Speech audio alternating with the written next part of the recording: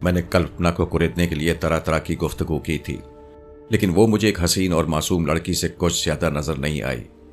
मैंने उससे जाने की इजाजत भी तलब की थी कि अगर साधु जगदेव के कहने के मुताबिक कल्पना ही वो पुरस्कार कुव्वत होती जिसने मुझे मौत के मुंह से निकाला था, तो यकीनन मुझे रोकने की कोशिश जरूर करती और बावर कराती कि उसके होते हुए कोई ताकत मुझे नुकसान नहीं पहुंचा सकती। मगर जब उसने सादगी से मुझे जाने की इजाजत दे दी तो मेरा दिल टूट गया। मैं दिल पर जबर करके कुटिया से बाहर निकला। हरचंद की मेरी कोई मंजिल नहीं थी और अंधेरों में वही बात समझ में आती थी, ताहम मेरी रफ्तार हर लम्हे तेज होती जा रही थी। कल रात जगदेव से गुफ्तगू के बाद अब एहसास शिकस्त इतना नहीं था जितना पहले था। ये सुबह कुछ भली लग रही थी। आबादी के करीब पहुंचकर मैंने सोचा क्यों न माला रानी के पास जाऊं और उसके सामने अपनी गलत कारियों का एतराफ कर लूं।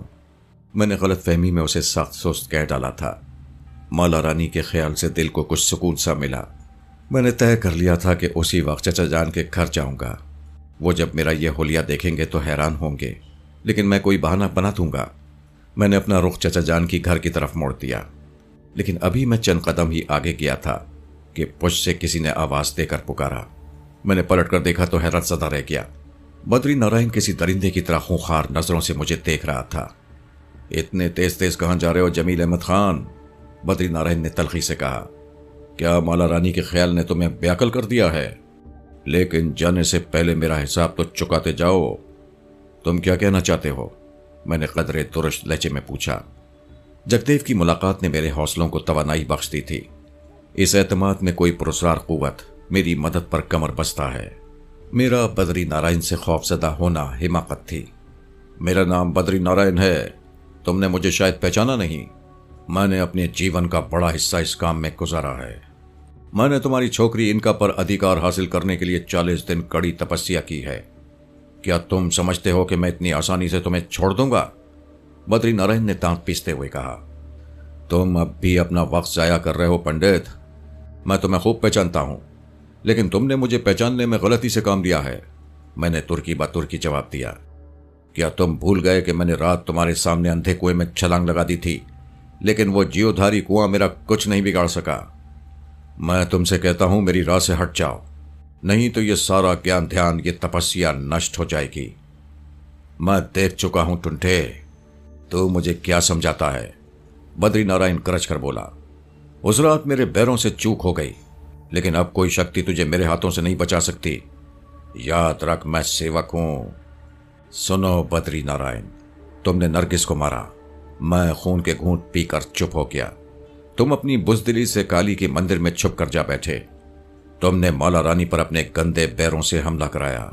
मैं चुप रहा। तुमने इनका को हासिल कर लिया। तुमने शुरू से अब तक मुझ पर जो जुल्म तोड़े हैं, जो मेरे साथ ज्यादतियां की हैं, उसका मैं बदला लूंगा। अभी मैं तुम्हारा कुछ बिगाड़ नहीं सकता, लेकिन अब शायद तुम्हें कुछ सबक देना ही पड़ेगा। अपनी औकात मत भूलो पंडित। तुम हद से गुजर चुके हो। बर्दाश्त की भी एक हद होती है। मैंने अंधेरे में हाथ पांव मारते हुए बद्री नारायण पर इस तरह असर डालने की कोशिश की। क्या तेरा दिमाग खराब हो गया टुंटे? समय की कदर करो बद्री नारायण और पलट जाओ। जाओ, मैंने तुम्हें क्षमा किया। अगर मुझे जलाल आ गया तो तुम्हें भागने का भी रास्ता नहीं मिलेगा। मैंने दिल कड़ा करके दबंग लहजे में कहा। बद्री नारायण मुस्कुरा दिया। दूसरे ही लम्हे उसके तेवर अचानक खतरनाक हो गए। उसकी सुर्ख आंखों से शोले निकलने लगे। कमीने, मौत से पहले तुझे कम से कम इतनी आज्ञा दे रहा हूं कि तू जो मुंह में आए बक सकता है। ये जबान अभी बंद हुई जाती है। अपना मन प्रसन्न कर ले। बद्री नारायण की आवाज में गुस्से के सबब लर्जिश थी। फिर उसके होंठ हिलने लगे। वो कोई मंत्र पढ़ रहा था। मेरी समझ में नहीं आ रहा था कि मेरा अगला कदम क्या होना चाहिए। मैं ऐसी उधेड़बन में था कि बद्री नारायण ने मंत्र खत्म करके अपना सीधा हाथ फजा में बुलंद किया, मगर उसका हाथ उठा का उठा रह गया।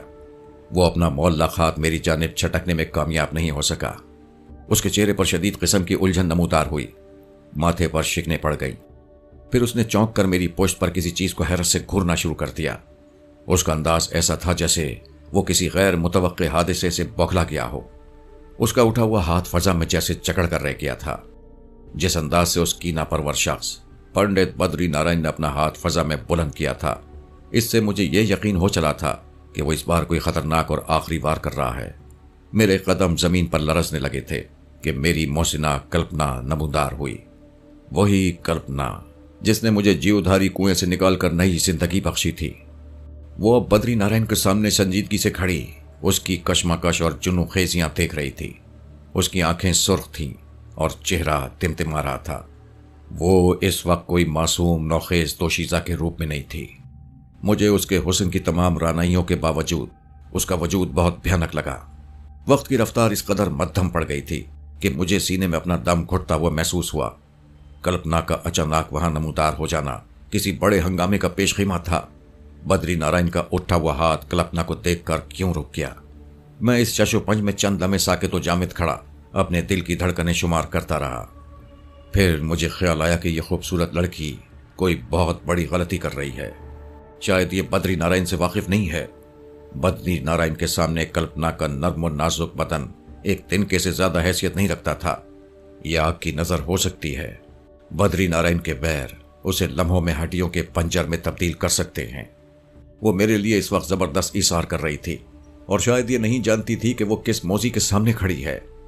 मेरा दिल दुखने लगा और जमीन ने मुझे मलामत की कि मैंने कल्पना और बद्री नारायण के दरमियान से हटकर बुजदिली का सबूत दिया है। मुझे खुद बद्री नारायण से निमटना चाहिए। अगर मैं जिंदा रहा तो कल्पना की कब्ल अज वक्त मौत हमेशा मुझे मलामत के आंसू रुलाती रहेगी। मुझे उसे हर कीमत पर बद्री नारायण के शर से बचाना चाहिए। यह सोचकर मैं आगे बढ़ना ही चाहता था कि बद्री नारायण की आवाज से फजा का सुकूत मुतजलजल हो गया। वो कल्पना से मुखातिब था। ओ सुंदरी, कौन है तू? यहां इस समय क्या कर रही है? कल्पना ने कोई जवाब नहीं दिया और ना उसके कहर गजब के अंदाज में कोई फर्क आया। बद्री नारायण जुज़-बुज़्सा हुआ और पहलू बदल कर बोला, मैं क्या पूछता हूं सुंदरी नारी, तू कौन है? तेरी आंखों में प्रेम के बजाय नफरत क्यों है? क्या तेरा संबंध इस टुंटे अपराधी से तो नहीं जो अपना जीवन बचाने के कारण मेरे सामने से भाग रहा है? बद्री नारायण का लहजा संभला हुआ था लेकिन बेहद तल्ख था। उसका उठा हुआ हाथ अब नीचे आ गया था। कल्पना के बदन ने एक झुरझुरी सी ली और वह पुरसकून नजर आने लगी। फिर उसके चेहरे पर एक मलकूती मुस्कुराहट छा गई। वो नर्म और दिलकश लहजे में बोली, महाराज, तुमने इस बेचारे को पहले भी मौत के करीब कर दिया था। क्या बिगाड़ा इस कमजोर और गरीब मंश ने? कमजोर और गरीब? बद्री नारायण जहर खून से बोला, मेरे पास इतना समय नहीं सुंदरी कि तुझे इसके कर्मों की कथा सुनाऊं, पर तूने मेरी बात का जवाब नहीं दिया। तू कौन है और क्या तू इसे जानती है? हाँ महाराज, कल्पना ने सादगी और मासूमियत से कहा, मैं जमील को जानती हूं। मैंने इसे बहुत करीब से देखा है। सुंदर नारियां जमील अहमद खान को सदा करीब से देखती हैं। बद्री नारायण ने तन से कहा, पर अब समय क्या तू इसे मेरे चुंगल से बचाने के लिए आई है? हाँ महाराज, तुमसे विनती करने आई हूं कि तुम इसे क्षमा कर दो। कल्पना ने इंकिसारी से कहा, क्षमा और इस अपराधी को? बद्री नारायण गरज कर बोला, पर तू कौन है और तुझे यह अधिकार किसने दिया है कि तू मेरे सामने इस जुर्रत से आई है? मेरा नाम कल्पना है। मुझे मालूम है कि हालात ने जमील के साथ बहुत बड़ा मजाक किया है, पर महाराज, ये कोई बुरा आदमी नहीं है। तुम इसे क्षमा कर दोगे तो ये तुम्हारी बड़ाई होगी। कल्पना ने जसारत से कहा, सुंदरी, मुझे तेरे कोमल शरीर और तेरी उम्र पर रहम आता है। इस मंश ने मुझे बहुत दुख दिए हैं। मैं तुझसे कहता हूं कि तू इसका ख्याल छोड़ दे। ये बहुत बड़ा टस्ट है। धरती को ऐसे मंशों से पाक कर देना ही पुण्य है। जा तू अपनी राह ले। बद्री नारायण ने नखुवत से कहा, महाराज, ये अन्याय है। किसी पर अन्याय करना पुण्य नहीं है। कल्पना के लहजे में अब तलखी आ गई थी। अगर तुम महान शक्ति के मालिक हो तो तुम्हें सब कुछ भूल कर इसे क्षमा कर देना चाहिए। मैं इस पापी को कभी नहीं छोड़ सकता। नामुमकिन, बद्री नारायण ने गुस्से से कहा। ओ सुंदरी, जा मेरी नजरों से दूर हो जा। कहीं ऐसा ना हो कि मुझे तेरे लिए भी कोई उपाय करना पड़े। कल्पना के होंठों पर मायने खेस मुस्कुराहट उभरी। उसने एक नजर मेरी सम देखा, फिर दोबारा बद्री नारायण की तरफ मुतवज्जे होकर बोली, महाराज, मैं उस समय तक नहीं जाऊंगी जब तक तुम इसे क्षमा नहीं कर दोगे। मैं वचन देती हूं कि यह फिर कभी तुम्हारे रास्ते में नहीं आएगा। ओ पापन, बद्री नारायण गजबनाक लहजे में बोला, जो तू इससे आस लगाए हुए है, इसे तो कोई अब भीख देना भी पसंद नहीं करेगा। शायद तुमने कभी किसी से प्रेम नहीं किया पंडित। प्रेम जात पात और धर्म से ऊंचा होता है। कल्पना ने बेबाकी से कहा। प्रेम का संबंध मन से होता है, और मन अगर पवित्र हो तो कोई चीज पाप नहीं होती। कल्पना, तू मेरे सामने इतनी ढिठाई से बातें कर रही है, क्या मुझे बताना ही पड़ेगा कि मैं क्या हूं? बद्रीनारायण तिल मिलाकर बोला। मैं तुझसे आखिरी बार कह रहा हूं कि मुझे एक स्त्री पर हाथ उठाने के पाप पर मजबूर ना कर, नहीं तो मेरा कष्ट तेरा जीवन भी नष्ट कर देगा। प्रेम पर तो देवी देवताओं का भी बस नहीं, तुम भला इसे क्या नष्ट करोगे? प्रेम अमर होता है महाराज, तुम मेरा कुछ न बिगाड़ सकोगे। कल्पना ने भी तुर्की बतुर्की कहा। अब बहुत हो गया, बद्रीनारायण कसमसाकर बोला। फिर मजीद कुछ कहे बगैर उसके कदम हरकत में आ गए। वो खबीस कल्पना की समत किसी खतरनाक इरादे से आगे बढ़ा। उसके चेहरे पर रौनक और गज़ब था। मैं दखल देना चाहता था, लेकिन मेरे कदम जवाब दे गए थे। बद्रीनारायण एक महान पुजारी था, जिसे काली ने पनाह दे रखी थी और जिसने इनका को भी अपने कब्जे में कर लिया था, और जो पहले एक पंडित की हैसियत से खासा मशहूर हो चुका था, जिसने शिवचरण को मारने के लिए मेरी सहायता की थी और मुझे बरकाती शाह का पता बताया था। मुझे वहशत हो रही थी कि अब कल्पना का अंजाम क्या होगा। ये खूबसूरत लड़की जो मेरे प्रेम में इतनी बेबाकी का मुजाहरा कर रही है, बद्रीनारायण जैसे कमीने और अय्यार शख्स की इज्जत में आ गई है। वो कल्पना को अपनी एक जुम्बिश लब से तहस नहस कर सकता है। मेरा दिल चाहा कि लपक कर बद्रीनारायण से उलझ पड़ूं, लेकिन मैं अपने इरादे में कामयाब ना हो सका। मैं अपनी जगह से 1 इंच भी जुम्बिश करने से कासिर था। मैंने कल्पना की जानिब घबरा कर देखा। उसके चेहरे पर बदस्तूर मासूमियत तारी थी। एक सुकून था जिसे मैं उसकी नादानी पर महमूल कर रहा था। बद्रीनारायण लम्हा लम्हा उसके करीब होता जा रहा था, लेकिन वो उसके करीब पहुंचकर अचानक ठिठक कर रुक गया, जैसे किसी तेज रफ्तार गाड़ी को अचानक ब्रेक लग जाए। इसके साथ ही बद्रीनारायण के चेहरे के तासुरात हैरत अंगेज तौर पर बदल गए। आंखों में उलझन और अंदाज में झुंझुलाहट नजर आने लगी। वो कल्पना को घूर कर देखने लगा। रुक क्यों गए महाराज? कल्पना ने सपाट आवाज में कहा। क्या तुमने मुझ पापन को कष्ट देने का ख्याल इतनी जल्दी मन से निकाल दिया है? बद्रीनारायण ने इस तंजिया जुमले के जवाब में गैर मामूली रद्द अमल का इजहार किया। उसने बड़ी बेचैनी से हाथ पांव चलाने शुरू कर दिए, जैसे वो खुद को किसी मुसीबत से निजात दिलाने के लिए हाथ पांव मार रहा हो और जैसे उसे किसी ने जकड़ लिया हो। यह नजारा मेरे लिए नाकाबिले फहम था। मैं कल्पना को खौफजदा नजरों से देखने लगा। अचानक मुझे साधु जगदेव का ख्याल आ गया। उसने कहा था कि कोई और ताकत मेरी पुष्ट पनाही कर रही है, तो क्या वो ताकत कल्पना है? मैं ऐसी उधेड़बन में मुब्तला था कि कल्पना ने बद्रीनारायण को मुखातिब किया। महाराज, तुमने मेरी बिनती को ठुकरा दिया, भूल की। किसने किसको गलत समझा, ये अब तुम्हें मालूम हो गया होगा। तुम इस समय कितने ब्याकर नजर आ रहे हो, हालांकि तुमने अभी कहा था कि तुम महान शक्ति वाले हो। कहीं मुझे नष्ट करने के लिए तो ये अनोखा नाटक नहीं रचा रहे हो? मूर्ख नार, तू बहुत पछताएगी। बद्रीनारायण तड़प कर बोला। मुझे काली का आशीर्वाद प्राप्त हुआ है, देवी तुझे जलाकर भस्म कर देगी। वो अजीब मजे के खेज अंदाज में अपने जिस्म को हरकत दे रहा था। यह भी तुम्हारी भूल है महाराज। काली सिर्फ तुम्हारे साथ नहीं है, औरों को भी उसका आशीर्वाद प्राप्त हुआ है। तुम ये क्यों समझते हो कि सिर्फ तुम ही उसके करीब हो गए हो? काली को मालूम है कि उसे किस किस के साथ क्या सहायता करनी चाहिए।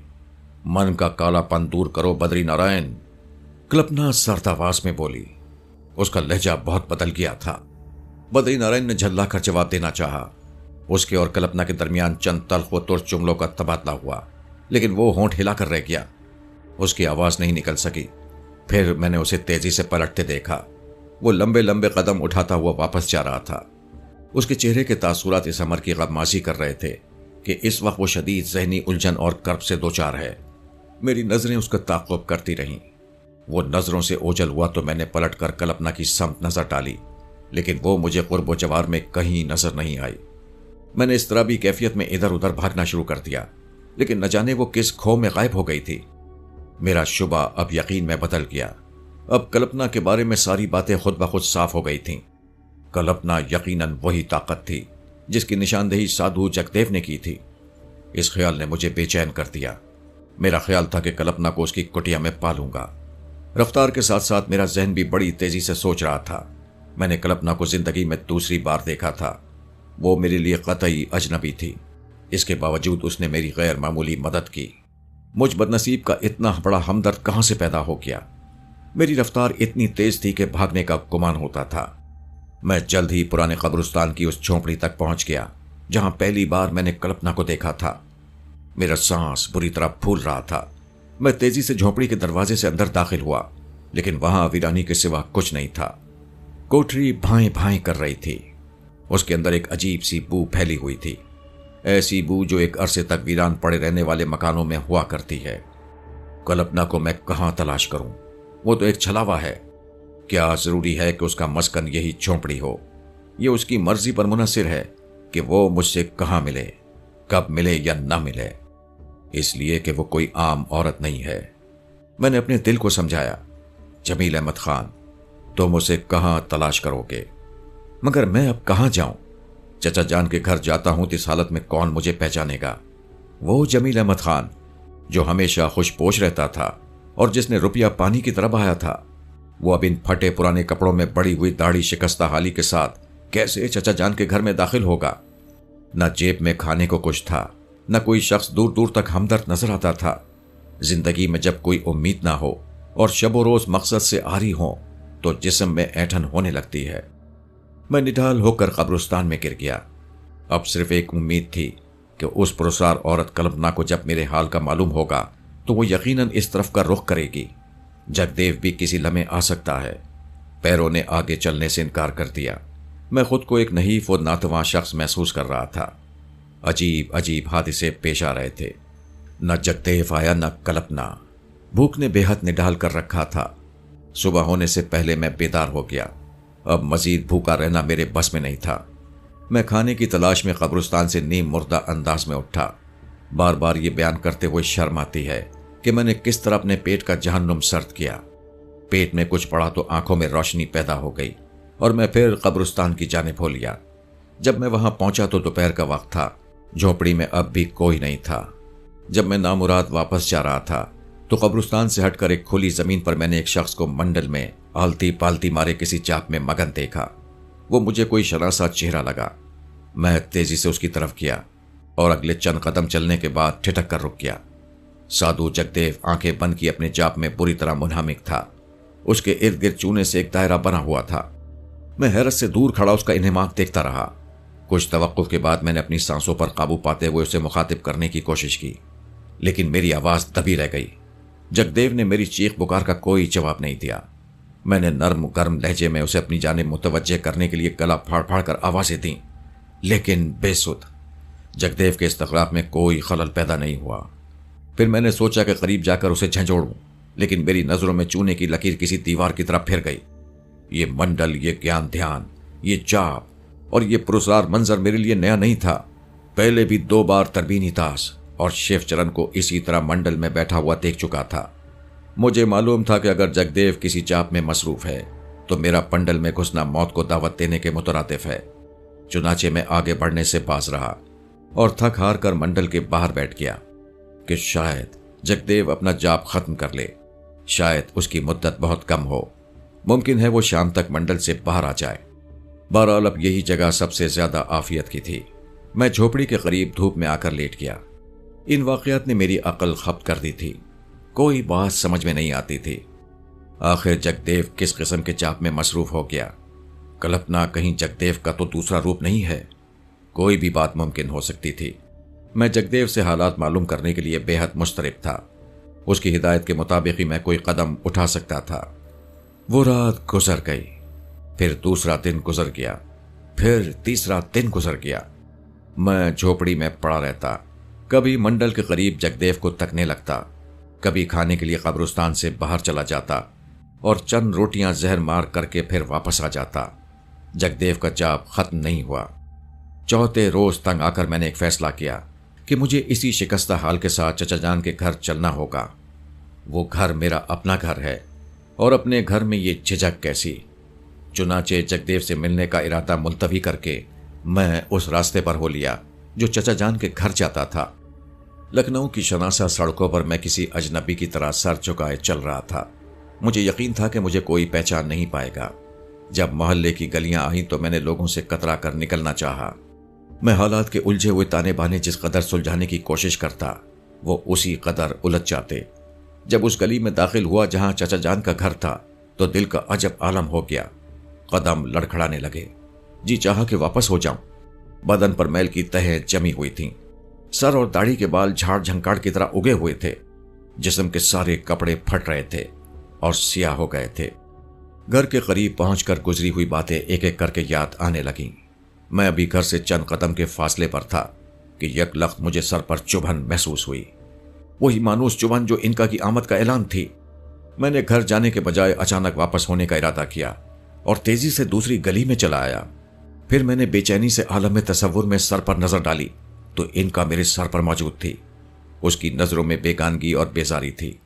इनका को इस हालत में देखकर मेरे दिल को हमेशा गहरा सदमा होता था।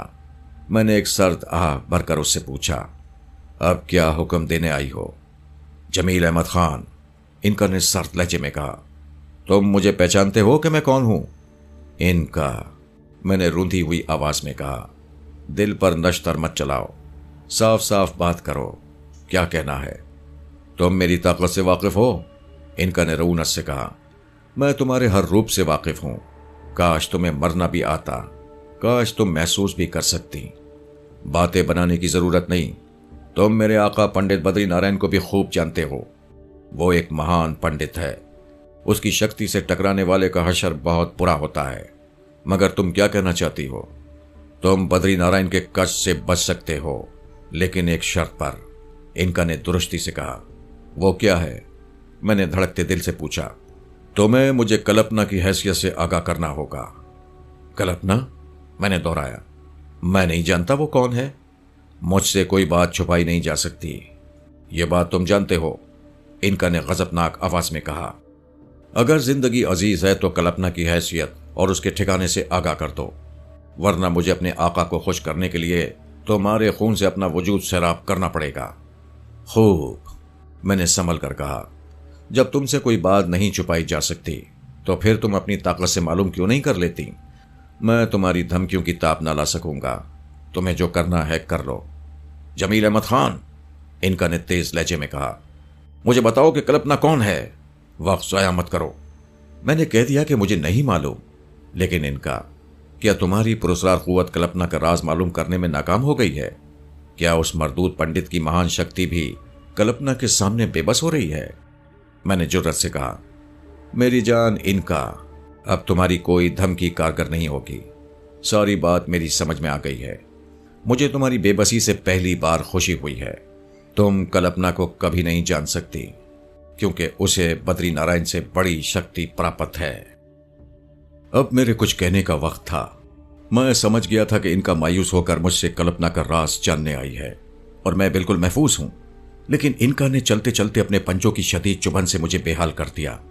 मेरे आसाब मुतसलसल हो गए।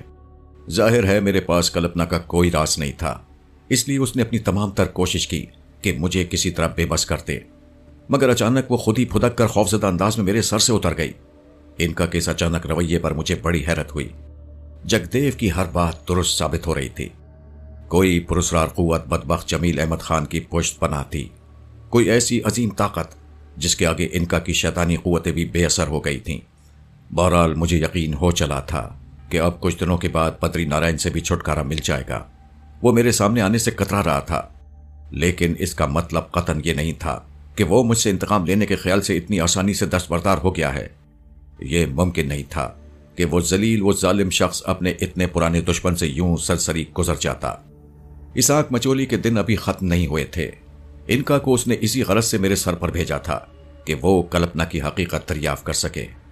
मैं अपने मकान की पिछली गली में इस वाक़े से सहमा खड़ा था और अपने होशो हवास दुरुस्त कर रहा था। फिर मैं किसी कदर हौसले के साथ चचा जान के मकान वाली गली में आया और मकान के दरवाजे पर पहुंचकर दोबारा रुक गया। मुझे अंदर जाते हुए झिझक हो रही थी। पता नहीं मुझे इस हुलिये में देखकर मेरे साथ उनका बर्ताव क्या होगा। मैं चंद लम्हे दरवाजे पर खुद से उलझता रहा और अपने अंदर हिम्मत पैदा करता रहा। फिर मैंने आहिस्ता से दरवाजे पर दस्तक दी। फरजाना मेरी बहन ने दरवाजे की आड़ से मेरा चेहरा देखकर तेजी से दरवाजा बंद कर लिया। वो यकीनन मुझे नहीं पहचानी थी। ठहरो, अंदर से उसकी सहमी हुई आवाज आई। मेरे अंदर के गैरतमंद इंसान ने कहा कि वापस चलो, लेकिन जरा देर बाद जब मैं वापस जाने ना जाने के तजब्जुब में दरवाजे पर खड़ा था कि फरजाना का हाथ दरवाजे से बाहर निकला। उसके हाथ में रोटी और उस पर सालन रखा हुआ था। यह देखकर मेरे जिस्म पर राशा तारी हो गया। मैंने सोचा कि मुझे वापस चला जाना चाहिए। अब अगर मैं अंदर गया तो फरजाना शर्मिंदगी से आंख ना उठा सकेगी। मैंने फरजाना के बड़े हुए हाथ से रोटी ले ली और वापस होना चाहा, लेकिन दरवाजे पर आकर और घर के अंदर से आने वाली मानूस आवाजें सुनकर वापसी के लिए कदम नहीं हिले। फरजाना चली गई थी। मैंने दोबारा दस्तक दी। इस बार माला ने दरवाजा खोला और मुझ पर एक उचटती नजर डालकर अंदर से बोली, अब क्या चाहिए? माला, ये मैं हूं जमील, दरवाजा खोलो। आप? माला एकदम सन्नाटे में आ गई। हाँ, मैं आ गया हूं, मैंने आहिस्तगी से कहा। माला ने हैरान नजरों से मुझे देखा, फिर झट दरवाजा खोल दिया और देवड़ियों में बेताबाना मेरे सीने से चिमट गई। आंसुओं की झड़ी लग गई। मैं उसे संभाला देता हुआ अंदर ले गया। वहां दोनों बहनें थीं और भाई मौजूद था। उन्होंने सरसीमगी की नजरों से मुझे देखा कि ये कौन पागल माला के कंधे पर हाथ रखे घर में घुसा चला आ रहा है। मैंने फरजाना की निदामत दूर करने के लिए सबसे पहले उसे गले लगाया। उन्हें मुझे पहचानने में देर नहीं लगी और फिर उन पर रिक्कत तारी हो गई। उन्होंने मुझसे तरह तरह के सवालात करने शुरू कर दिए। मैंने उन्हें बताया कि मैं एक मुसीबत में गिरफ्तार हो गया था। ये एक लंबी कहानी है, फिर किसी वक्त सुन लेना। मेरे होंठ कपकपा रहे थे। कुव्वत गोयाई जैसे सल्ब हो गई थी। सिर्फ आंसू बह रहे थे। वो सब मुझसे लिपटे हुए थे और मैं उन्हें दिलासे दे रहा था। मैं अब आ गया हूं। बुरे दिन गुजर गए। मेरे इम्तिहान का वक्त गुजर गया। माला रानी ने उसी वक्त मेरे चचाजाद भाई को दौड़ाया ताकि वो चचा जान को बुला लाए। गर्ज ये कि मेरी वापसी पर घर में खुशियों का सैलाब उमट आया। माला ने उसी वक्त मेरे गुस्ल का एहतमाम किया। मैंने नहा धोकर हुलिया दुरुस्त किया और शेव बनाया। ऐसा मालूम हुआ जैसे मेरा जिस्म बेवजन हो गया है। दिन भर चचा जान भाई और बहनों में घिरा रहा और उन्हें अपनी खुद साख्ता रुदात सुनाता रहा। दिन में उन्होंने तरह तरह के पकवान बनाए। फरजाना ने कोई 10 बार मेरे आगे हाथ जोड़े कि उसने मुझे कोई फकीर समझकर रोटी दे दी थी। 4 रोज तक मैंने बाहर कदम नहीं निकाला। माला ने इन 4 दिनों में मुतअद्दिद बार मुझसे वाकयात मालूम करने की खातिर इसरार किया, लेकिन मैं उसे टालता रहा। मगर 5वें दिन जब माला का इसरार हद से ज्यादा बढ़ गया तो मैंने शुरू से आखिर तक तमाम हालात से उसे बाखबर कर दिया। अलबत्ता कल्पना का जिक्र मैं दानिस्ता दरमियान में नहीं लाया। माला बड़ी तवज्जो से यह अलमनाक रुदात सुनती रही।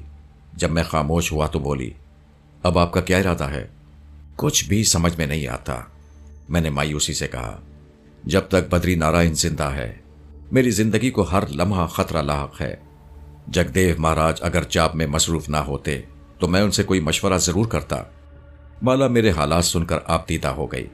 उसे फिक्रमंद देखकर खुद मेरा दिल भी टूटने लगता था। कुछ देर खामोशी मुसल्लत रही। फिर माला चौंक कर बोली, एक बात समझ में आती है, अगर आप मेरा मशवरा माने तो मैसूर की पहाड़ियों में जाकर कुलदीप को तलाश करें। बाबा ने उसे अपनी दासी बनाया था। मुझे विश्वास है कि कुलदीप आपकी मदद जरूर करेगी। बाबा ने उसे बहुत कुछ दान किया था। कुलदीप? मैंने चौंकते हुए कहा। एक अरसे के बाद कुलदीप का नाम सुनकर मुझे खुशी भी हुई और खुद पर गुस्सा भी आया। कुलदीप को मैं कितनी जल्दी भूल गया था। उस कुलदीप को जिसने मुझसे शदीद मोहब्बत की थी, जिसने कदम कदम पर मुझे सहारा दिया था और बदतरीन मसाइब में भी मेरा साथ नहीं छोड़ा था और मेरी खातिर खुद जोगन बन गई थी और माला को मेरी झोली में डाल दिया था। मैं उसे बिल्कुल ही फरामोश कर बैठा था। न जाने वो किस आलम में होगी। वो इतने मजबूत इरादे की लड़की थी कि उसने मेरी खातिर अपने माँ बाप को छोड़ दिया था। यकीनन वो अब भी प्रीतम लाल के स्थान पर उसकी हिदायत के मुताबिक तनहा रह रही होगी और उसने अब तक बहुत कुछ हासिल कर लिया होगा। कुलदीप के नाम से दिल को एक धारस सी बंधी। क्या सोच रहे हैं आप? माला ने मुझे सोचों में देखकर पूछा। फिर कहने लगी, मेरा मन गवाही देता है कि कुलदीप ने बाबा के स्थान से बहुत कुछ पा लिया होगा। आप उससे मिलें। मुझे विश्वास है कि दुख के दिन बीत जाएंगे। हो सकता है बद्री नारायण के सिलसिले में कुलदीप कोई उपाय ढूंढ निकाले। यूं भी वो एक महफूज जगह है, वहां बद्री नारायण के गंदे पैर नहीं पहुंच सकते। माला ने इस अंधेरे में रोशनी की एक किरण दिखाई थी। उसके बाद मैं कुलदीप ही के बारे में सोचता रहा। पूना क्लब में उससे मुलाकात, होटल में उसका इशार, कश्मीर में उसका इस्तराब, वो सरतपा इश्क थी। अब याद आई तो मुझे एहसास हुआ कि मैं कितना कमीना, खुद गरज और मादा परस्त शख्स हूं। मैं उसे भूल गया जिसने अपनी जिंदगी मुझ पर, अपने महबूब पर कुर्बान कर दी थी। मैंने उससे मिलने का मुसम्मम इरादा कर लिया। लेकिन रात को मुझे तज़ीन की याद आई। उसके बारे में अभी तक मुझे कुछ मालूम नहीं हुआ था। अशरफी बेगम के बालाखाना जाकर तहकीक करने में अंदेशे थे। फिर भी रात को सियाह शेरवानी पहनकर घर से निकला और छुप छुपाते बाजार हुस्न में दाखिल हो गया। वहां वही रौनकें, वही चमकटे, वही आवाजें और खुशबुएं थीं। मैं उन सब से बेनियाज एक औसत दर्जे के बालाखाने के करीब जाकर रुक गया। अंदर से नगमा सराई की आवाजें आ रही थीं और मुझे यकीन था कि यहां लखनऊ के नवाब और आला अफसरान नहीं भटकेंगे। अंदर दाखिल हुआ तो मेरी पजीराई में कोई कसर न उठा रखी गई। लेकिन उस दिन मुझे ऐश व तरफ, नगमा और सुरूर के इन हंगामों से ज्यादा तज़ीन की फिक्र थी। रात को जब महफिल का रंग उड़ने लगा और फानूस की रोशनी झिलमिलाने लगी और सब लोग आंखों में मौसीकी और हुस्न मस्ती का सुरूर लिए उठ खड़े हुए, तो मैं बैठा रहा। इस अरसे में मैं अपनी शख्सियत का इज़हार बखूबी कर चुका था। जब दीवान आम बर्खास्त हो गया तो मेरे लिए खास महफिल सजी। मैंने उसी लम्हे बातों बातों में अशरफी बेगम का तस्करा छेड़ दिया और मुझे मालूम हुआ कि तज़ीन अभी तक लापता है और नवाब अली खान अपने असर रसूख की वजह से रिहा हो गया है। अशरफी बेगम के बालाखाने का अब वो रंग नहीं रहा था जो तज़ीन के ज़माने में था। तज़ीन के बारे में मालूमात हासिल करने के बाद अब मेरे वहां रुकने का कोई महल नहीं था। मैं रात गए वहां से चला आया और दूसरे दिन मैसूर के सफ़र की तैयारी करने लगा।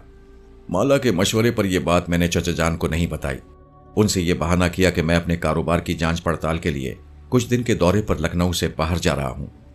जाने से पहले मैंने जीवधारी कुएं वाले कब्रिस्तान में एक बार फिर जगदेव से मिलने का इरादा किया। लेकिन 8 रोज गुजर जाने के बाद भी वो उसी तरह अपने मंडल में धूनी रमाए बैठा चाप में मुनहमिक था। मैं मायूस होकर वापस हो गया। चलते वक्त मैंने माला को और माला ने मुझे अजीब निगाहों से देखा। माला की आंखों में आंसू थे। चलते वक्त उसकी हिचकियां बंध गईं। मैंने उसे समझाया, मैं जल्दी वापस आ जाऊंगा। लेकिन न जाने क्या बात थी कि खुद मेरा दिल भी मेरे काबू में नहीं था। माला को छोड़ने का जी नहीं चाहता था, लेकिन सफर जरूरी था। किस्मत में अभी और गर्दिशें लिखी थीं। बेबस इंसान अपने हालात का गुलाम है। आखिर उसे अश्कबार छोड़कर लखनऊ से रवाना हो गया और मेरा दिल धड़कता रहा। मैसूर की पहाड़ियों तक पहुंचने में मुझे कोई दुश्वारी नहीं हुई। अलबत्ता जब मैं उस खास मकाम तक पहुंच गया जहां प्रीतम लाल का स्थान मिलने की तवक्को थी, तो रास्ता मेरी नजरों से ओझल हो गया। कई रोज तक मैं पहाड़ियों पर भटकता रहा। जिस जगह भी जाता वहां कोई कुटिया नजर नहीं आती थी, कोई झरना दिखाई नहीं देता था।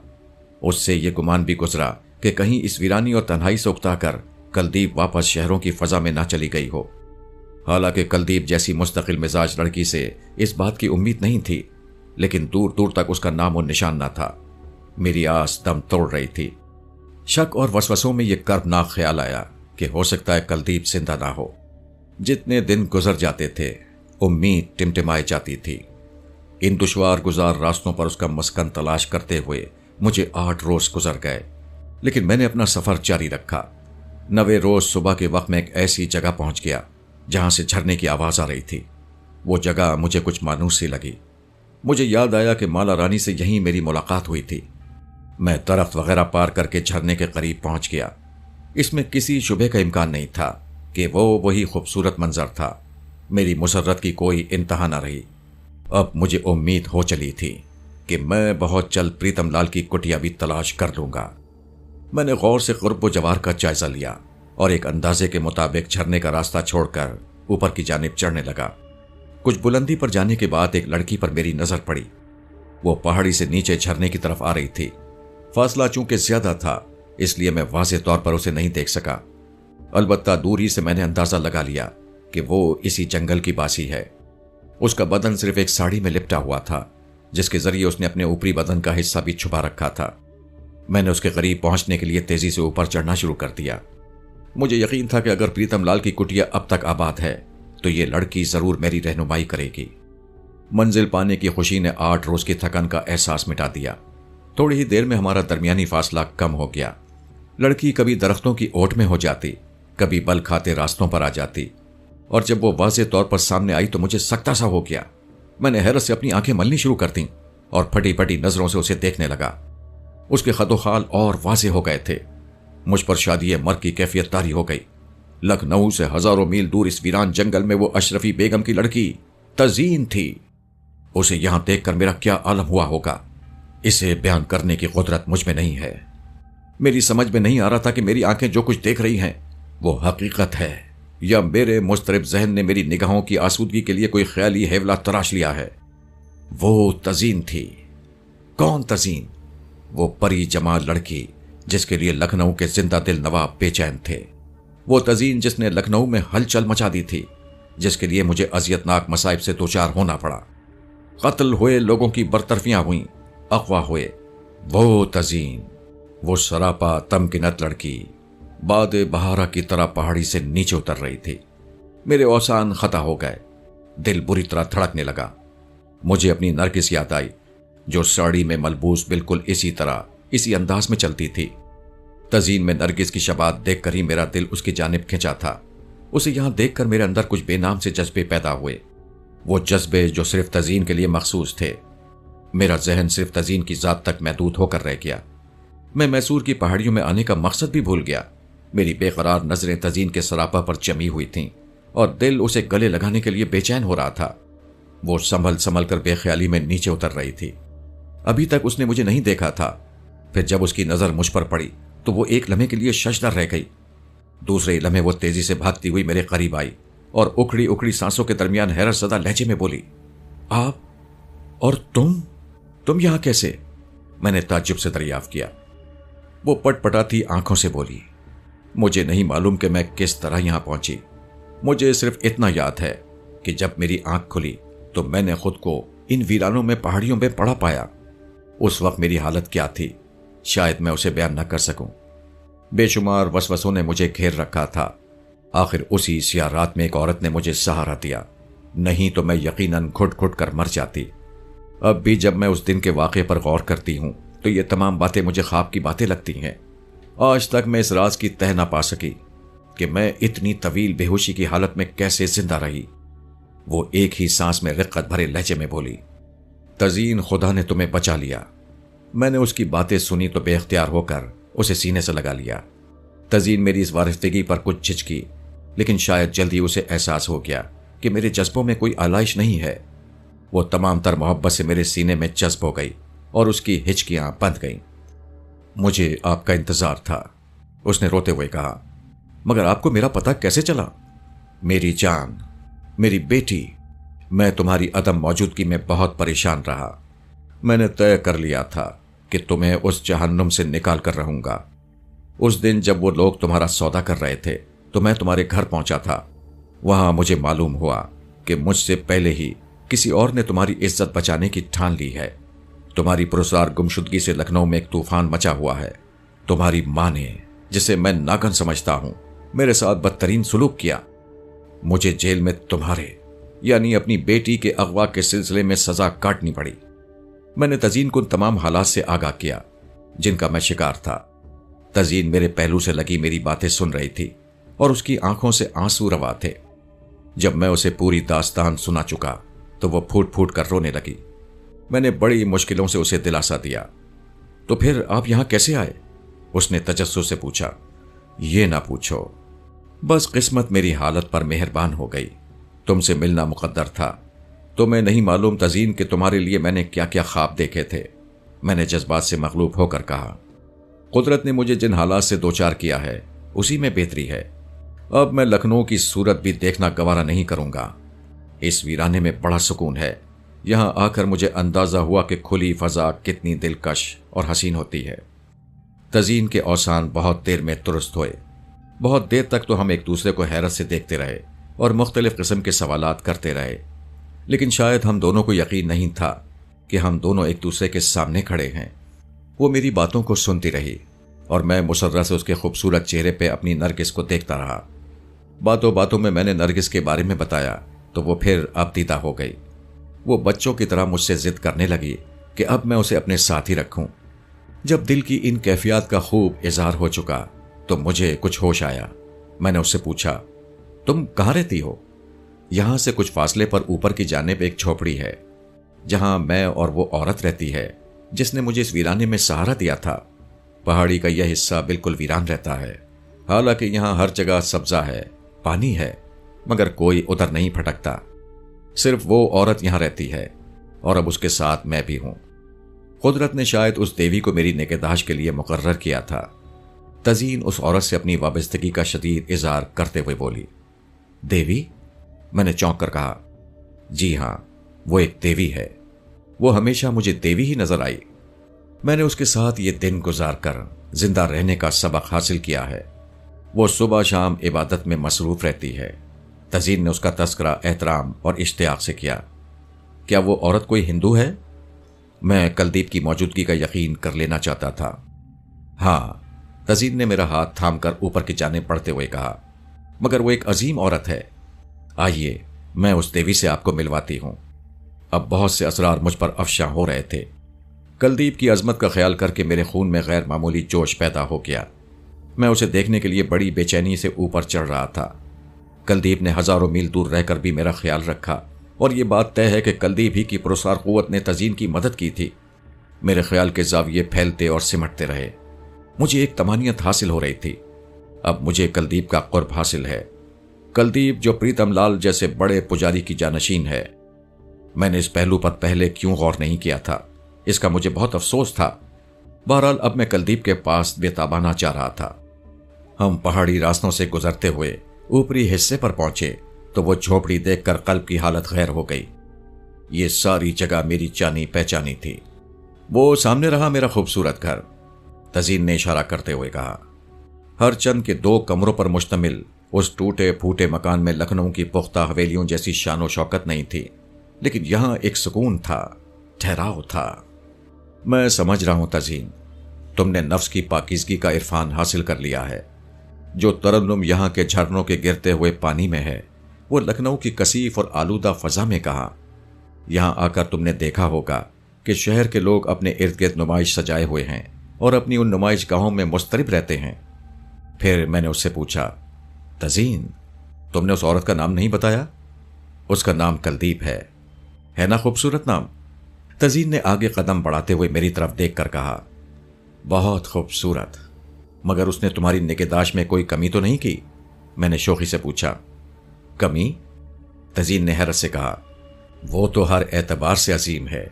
पहले तो मुझे उसके करीब बैठते हुए झिझक हुई, लेकिन बाद में पता चला कि उसके दिल में कितनी पाकीज़गी है। मैंने इस बात में सर को जुम्बिश दी। मैं अजीब जहनी कैफियतों से 2-4 आगे बढ़ा और झोपड़ी में दाखिल हो गया। कुलदीप मर के छाला पे आंखें बंद किए साकित व जामिद हालत में बैठी थी। मैंने एक अरसे बाद उसे देखा था, इसलिए बेहद मोहब्बत से उसके सरापे का जायजा लेने लगा। मेरे दिल में लतीफ एहसासात पैदा हो रहे थे। कुलदीप आज भी निहायत हसीन और जासिबे नजर थी, बल्कि पहले से ज्यादा निखर गई थी। उसका चेहरा तनफ्फुस की मश्क से सुर्ख हो रहा था। गिरवे रंग के लिबास में वो आसमान की कोई परी या हूर मालूम हो रही थी। उसके शोला रंग बदन में वही पहली जैसी बर्क सामानियां थीं। अलबत्ता चेहरे पर एक तकद्दुस, जलाल और कैफियत थी। ये गालिबन उसकी मुसलसल रियासत का नतीजा थी। मैं दुनिया व माफिया से बेखबर खड़ा कुलदीप का चेहरा तकता रहा। माजी की कितनी ही हसीन यादें उभर कर जहन के पर्दे पर उरिया हुई। ये पूना के एक दौलतमंद ताजिर की बेटी कुलदीप थी, जो मुझे रेस कोर्स और पूना क्लब में मिली थी और वहीं अपना सब कुछ मुझ पर लुटा चुकी थी। उसने पहली बार मोहब्बत का अहद किया था और अब तक निभा रही थी। पूना के बड़े बड़े दौलतमंद ताजिर उसकी रफाकत के लिए मंसूबे बांधते थे। मुझे रक्स करती हुई मुहज़्ज़िब तालीम याफ्ता कुलदीप की याद आ गई, जिसकी गुफ्तगू में बला की शाइस्तगी थी और जो घुड़दौड़ की शाइक थी। वो अल्ट्रा मॉडर्न लड़की मैसूर की दूर उफ्तादा पहाड़ियों में देवी का रूप धारे बर्दाश्त और जब्त की मश्क करके मावराई कुव्वतों की अमीन हो गई थी। मैंने अकीदत से उसे देखा। कुलदीप के चेहरे पर मलकूती मुस्कुराहट उभर कर और गहरी होने लगी। उसने आहिस्ता से आंखें खोलकर मेरी जानिब नजर की। उसकी आंखों में मकनातीसी कशिश थी। मेरा दिल चाहा कि मैं उसे मर के छाला से उठा लूं, लेकिन तजीन की मौजूदगी के बायस मैं जब्त किए रहा। उसी लम्हे कुलदीप ने होंठों को चुंबिश दी और उसकी मुतरन्नम आवाज मेरे कानों में रस खोल गई। आओ जमील खान, पधारो। मैंने एक नजर तजीन पर डाली, फिर आगे बढ़कर कुलदीप के करीब बैठ गया। तजीन ने मेरा तारुफ कराने की कोशिश की तो कुलदीप ने उसे टोकते हुए प्यार से कहा, इसकी जरूरत नहीं है। तुम भूल गई तजीन, जब तुम यहां आई थी तो मैंने तुम्हें भी तुम्हारे नाम से पुकारा था। मैं अपनी गलती पर शर्मसार हूं दीदी, तजीन ने जल्दी से कहा। मनुष्य अगर गलती ना करे तो देवता हो जाता है, कुलदीप ने मुस्कुराते हुए कहा। फिर मेरी जानिब इशारा करके बोली, आज हमारी कुटिया में एक मेहमान के चरण आए हैं। तजीन, तुम इनका स्वागत करो, इनके लिए कुछ खाने को लाओ, जब तक मैं इनसे बातें करती हूं। तजीन उल्टे कदमों बाहर निकल गई। अब कमरे में कुलदीप और मैं तन्हा रह गए। मैं मुस्कुराते हुए कुलदीप के चेहरे का जायजा ले रहा था।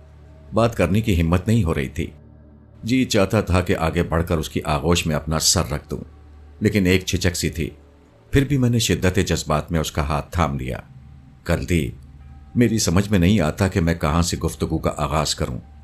तुम्हें देवी कहूं, तुम्हारी अजमत के गीत गाऊं, या तुम्हें अपनी पहली जैसी कुलदीप समझूं। शायद तुम मुझे भूली नहीं होगी। मुझ गुनाहगार को शर्मिंदा ना करो जमील। कुलदीप तुम्हारे लिए सिर्फ कुलदीप है, मैं तुम्हें कैसे भूल सकती हूं। कुलदीप ने मुस्कुराकर कहा, मैं तुम्हारा मुजरिम हूं, तुमसे मुआफी का खासकार हूं। जब से तुमसे रुखसत हुआ बहुत कम सुकून मिला। मैं तुम्हें भूल गया था, मैंने दरसती हुई आवाज में कहा। कुलदीप मायने खेज लहजे में बोली, क्या तुम अपनी कोताहियों का एतराफ करने यहां आए हो? नहीं, लेकिन जब से तुम्हारा नाम जहन में आया मुझे एहसास हुआ कि मैं कितनी बड़ी गलती का मुर्तकिब हो रहा हूं। वैसे तुम्हारे पास आने में मेरी गरज को दखल है, मैं किसी तरह तुम्हारे लायक ना था।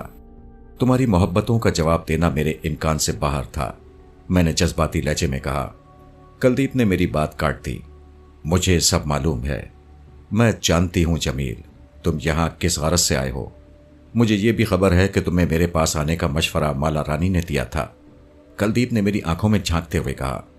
तुम हालात के चुंगल में फंसकर कुलदीप को भूल गए, लेकिन विश्वास करो जमील, कुलदीप ने तुम्हें एक पल को भी फरामोश नहीं किया। कुलदीप का जवाब सुनकर मेरा चेहरा निदामत से झुक गया।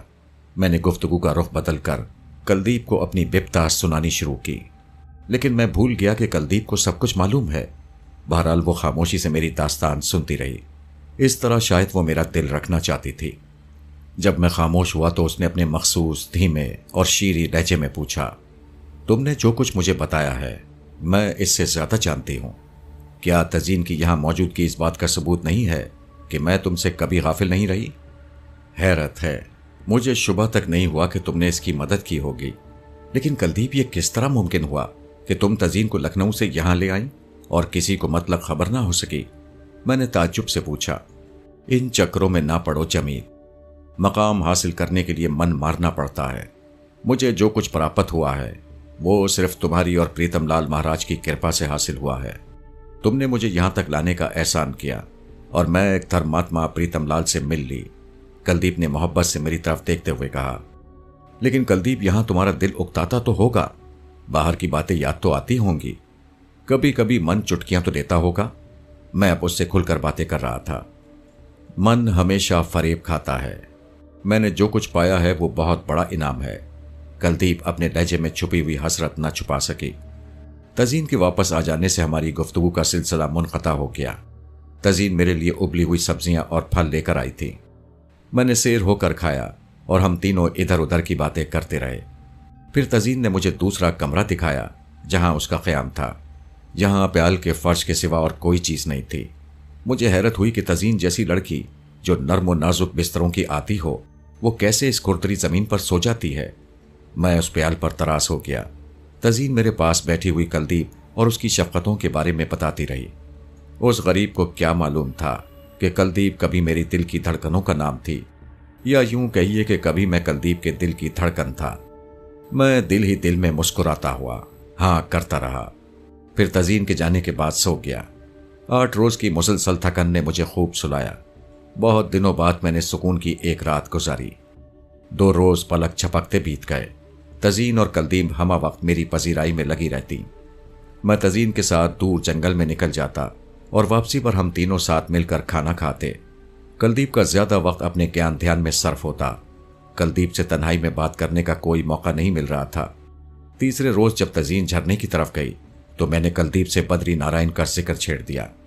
मैंने उसे बताया कि जब तक वो मनहूस पंडित जिंदा है मेरी जिंदगी तल्ख रहेगी।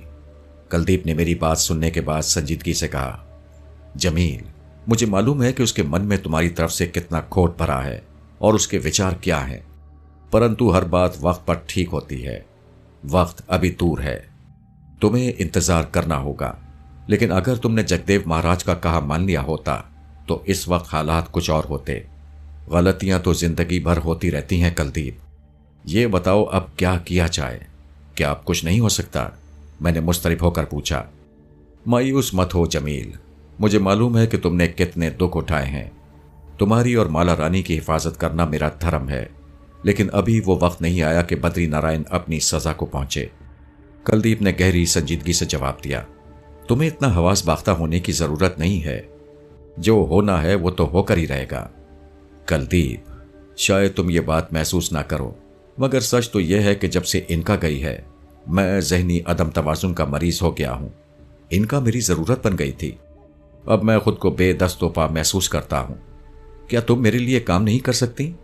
तुम मुझे किसी तौर पर इनका वापस ला दो। अगर तुम कोई ऐसा जॉब शुरू कर दो तो 40 दिन के अंदर अंदर तुम इनका को हासिल कर सकती हो। तुम्हारे लिए यह कोई मुश्किल काम नहीं है। इनका से बहुत प्यार है तुम्हें, मगर इनका तो बड़ी हरजाई है। वो तोता चश्म है, कुलदीप ने शोखी से कहा। हाँ, वो हरजाई है, मगर मजबूर भी तो हो जाती है। वो जिसकी गुलाम हो जाती है फिर उसी की हो जाती है। मैंने कहा, मगर जमील, मैं इनका का जॉब नहीं कर सकती, इसलिए कि मेरी निगाहें अगर पाबंद हो जाएं तो बड़ा गजब हो जाएगा। मैं खुद को महसूर करके अपनी जिम्मेदारियों से कैसे किनारा कशी कर लूं? कुलदीप ने उलझते हुए कहा, मेरी समझ में तुम्हारी बात नहीं आ रही है। मेरा ख्याल है कि तुम आज ही इनका के उसूल का जॉब शुरू कर सकती हो और इस तरह बद्री नारायण का गुरूर तोड़ सकती हो। मैंने जोर देकर कहा, इस वक्त यह मुमकिन नहीं है कि इनका तुम्हें मिल जाए। मैंने तुमसे कहा ना कि वक्त से पहले बहुत सी बातों के लिए मत इसरार करो। मैं कुलदीप के लहजे से सहम सा गया और खामोश हो गया। फिर कुछ देर बाद मैंने खुद ही सुकूत तोड़ा। इनका की मौजूदगी से ढारस बंधी भी रहती थी। अब मैं खुद को खाली खाली महसूस करता हूं। ये इनका ही का करम था कि उसने मुझे तुमसे मिलवाया था। याद है तुम्हें? मुझे सब कुछ याद है जमील, ऐसी बातें भूल कौन सकता है? कुलदीप जज्बाती लहजे में बोली। मगर वो बातें खूबसूरत ख्वाब के सिवा और कुछ नहीं थीं। तुम भी वो बातें भूल जाओ। मैंने अपनी एक और दुनिया बना ली है। दुनिया से मेरा रिश्ता सिर्फ इतना है कि तुम इस दुनिया में रहते हो। तुमने माला रानी को जीवन साथी बना लिया है। अब इन बातों की तकरार से क्या हासिल? बीती बातों का जिक्र चल निकला तो फजा बोझल सी हो गई। कुलदीप शायद माजी में खो गई थी, लेकिन फौरन ही उसने खुद पर काबू पाया और कहने लगी, इनका किसी न किसी सूरत से तुम्हारे पास आ जाएगी। कुलदीप की इस यकीन दहानी का यकीनन कोई मतलब था। मैं समझ गया कि वो इस सिलसिले में जल्द ही कोई मुस्बत कदम उठाएगी। फिर मैंने कल्पना का जिक्र छेड़ा तो कुलदीप बोली, तुम उसे अपनी इनका का नेमुल बदल समझो। महान शक्तियों ने उसे तुम्हारी सहायता के लिए जन्म दिया है। जब तुम्हारे दुख के दिन बीत जाएंगे तो कल्पना का काम भी खत्म हो जाएगा। मगर कुलदीप, वो वक्त कब आएगा जब बद्री नारायण के ताब से मुझे निजात मिलेगी? मैं अब थक चुका हूं। मैं किसी ना किसी तरह बार बार बद्री नारायण का जिक्र दरमियान में ले आता था। जमील, काली की भक्ति ने उसे मगरूर बना दिया है, लेकिन उसे एक दिन पछताना पड़ेगा। हालात जरूर बदलेंगे। तुम ये समझते हो कि इतनी जल्दी पलक झपकते ही यह तमाशा खत्म हो सकता है? अगर ऐसा मुमकिन होता तो क्या कुलदीप तुम्हारी मदद से गुरेज करती? आजकल वो कहाँ है? मैंने दरियाफ्त किया। कल्पना से आमना सामना होने के बाद वो मुझे नजर नहीं आया। वो बदबख्त कल्पना का राज जानने के लिए व्याकुल है, इसीलिए उसने इनका को तुम्हारे सर पर भेजा था, मगर उसे मायूसी हुई। तो इसका मतलब यह हुआ कि बद्री नारायण कल्पना की शक्तियों के सामने कोई हैसियत नहीं रखता? नहीं, तुम गलत समझ रहे हो। पुरस्कार कुव्वतें एक दूसरे के साथ उलझने से गुरेज करती हैं। कल्पना ने अपने मुताल्लिक इतनी एहतियात कर ली थी कि उसकी हैसियत बद्री नारायण की नजरों से रूपोश रहे, इसलिए इनका और बद्री नारायण दोनों इससे लाइल्म रहे। कहीं कल्पना और जगदेव महाराज एक ही शरीर के दो रूप तो नहीं है? मैंने अपने शुबे की तस्दीक चाही।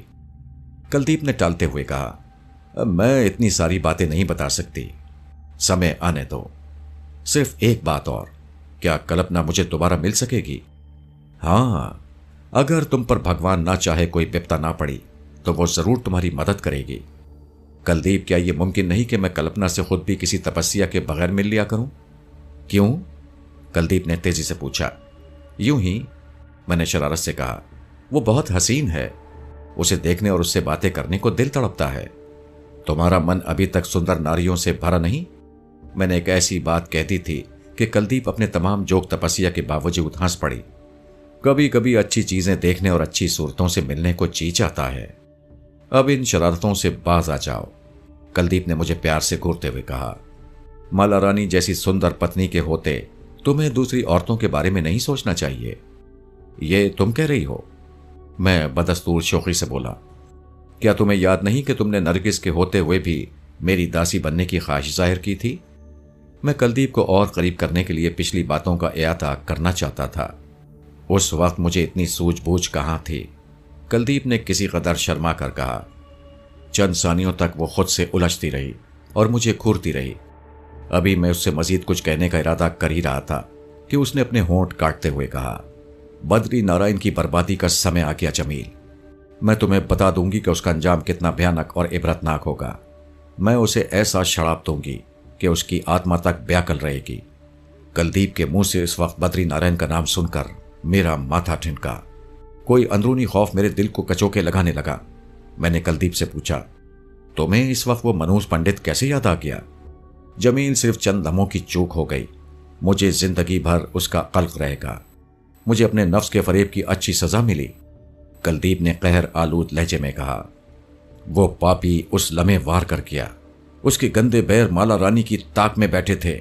मेरी नजर ओझल हुई तो उन्होंने अपना काम कर दिया। क्या क्या कुलदीप? मैं चीख पड़ा। कुलदीप के आखिरी जुमले का मफहूम समझकर मुझे ऐसा लगा जैसे जमीन मेरे पैरों तले से निकल गई है। मेरा सारा वजूद लरस कर रह गया। जहन में भौचाल सा आ गया। आंखों के नीचे गहरे अंधेरे लपक उठे। मैंने कुलदीप को एक हाथ से झंझोड़ते हुए कहा, तुम क्या कह रही हो कुलदीप? उस मोदी शख्स ने मेरी माला रानी को भी मुझसे जुदा कर दिया? हाँ जमील, वो हमारी गफलत से अपना वार कर गया। माला! मैंने एक फलक शिगाफ चीख मारी और दीवानों की तरह उठकर बाहर की तरफ भागा। माला के मरने की अंदोनाक इत्तला ने मुझ पर जुनून तारी कर दिया था। मुझे कुछ होश नहीं था कि मैं किस सम जा रहा हूं। इस नाकाबिले बर्दाश्त आने की खबर ने मेरे दिलो दिमाग मुअत्तल कर दिए थे। मैं अपने आप में नहीं था। मेरी जिंदगी में बाकी क्या बचा था जो मेरे हवास बरकरार रहते? मेरी दुनिया लुट चुकी थी। मैं पागलों की तरह भागता हुआ नीचे उतर रहा था कि अचानक मुझे ठोकर लगी और मैं पत्थरों पर उलट गया। जब मेरी आंखें कुछ देखने के काबिल हुईं तो मैंने खुद को चचा जान के घर में अपनी बहनों और भाई के दरमियान घिरा हुआ देखा। होश आने पर मैंने माला का नाम लेकर चीखना चिल्लाना शुरू कर दिया। फिर मुझ पर वहशत का दौरा पड़ा तो मैं दोबारा बेहोश हो गया। एक हफ्ते तक मेरी यही हालत रही। घर वाले मेरी मखदूश हालत से परेशान थे और मुझे तरह तरह के हकीमों और डॉक्टरों को दिखा रहे थे। मैं जब भी होश में आता चचा जान और बहनों को करीब पाता और जब चचा जान मुझे सब्र की तलकीन करते तो जख्म और हरे हो जाते। माला की याद में पहरों आंसू बहाने के सिवा मुझे कोई काम ना था। मैं अपनी बदकिस्मती पर जितना भी मातम करता कम था। कोई 10-12 रोज बाद मेरी हालत कुछ सुधरी। मैं पहली फुर्सत में कुलदीप के पास वापस जाना चाहता था ताकि बद्री नारायण को कुत्ते की मौत मारूं। चलने फिरने के काबिल होने के बाद सबसे पहले मैं चचा जान के हमरा कब्रिस्तान गया, जहां मेरे अरमानों की लाश मेरी माला दफन की गई थी। फातिहा पढ़ने के बाद फिर गिरियातारी हो गया।